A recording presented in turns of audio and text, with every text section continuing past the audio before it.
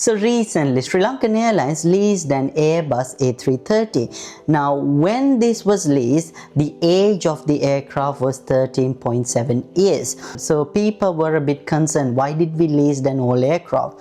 And I did a video for the Sri Lankan audience explaining the aircraft age is actually not determined by its number of years, but we use another metrics to determine that.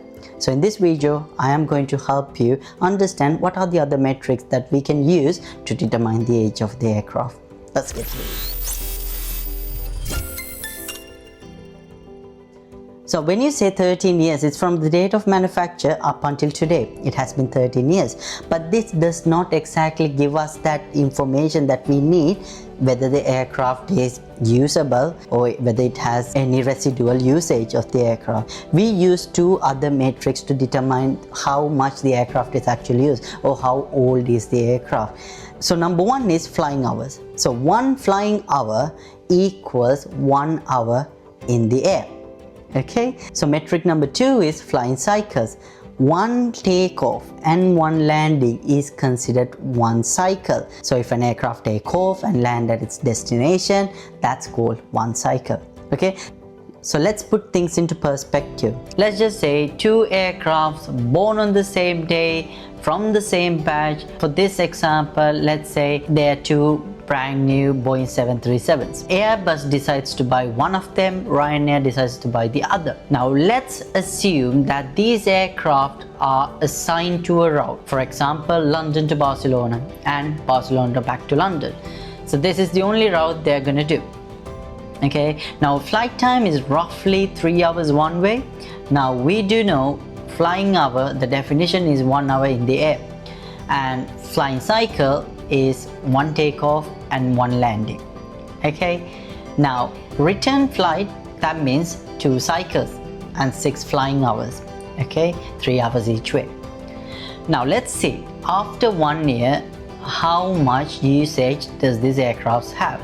Now British Airways, flight frequency, for example, let's just say 2 return flights per week. Okay, weekly total will be 4 cycles, 2 flights out, 2 back, 12 flying hours, 4 flights times 3 hours. Yearly total is 208 cycles and 624 flying hours. Let's take the same Ryanair aircraft, but will increase the flight frequency, 2 return flights per day.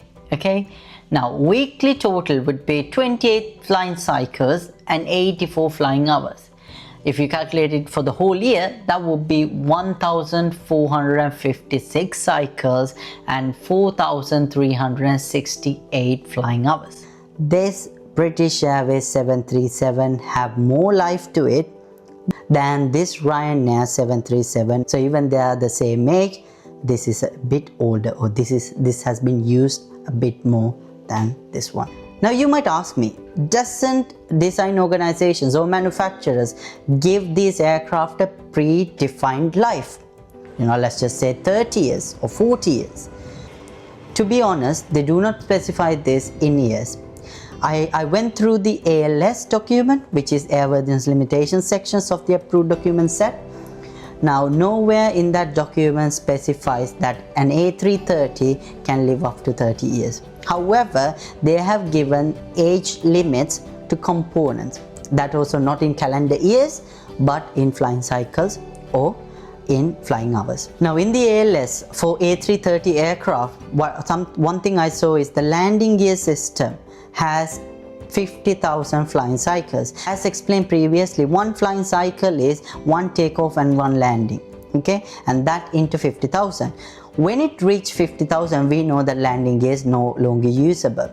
However, if we change that landing gear with a new landing gear, it gives a new life of 50,000. So the life of the aircraft increases for the landing gear system. Obviously, there's like flying cycles for the aircraft structure, the fuselage, everything has a life cycle, but there is nowhere in the ALF that mentions this whole aircraft can only fly up to 30 years or 50 years. If you find this video valuable, I would highly appreciate if you can subscribe to my channel and show some support.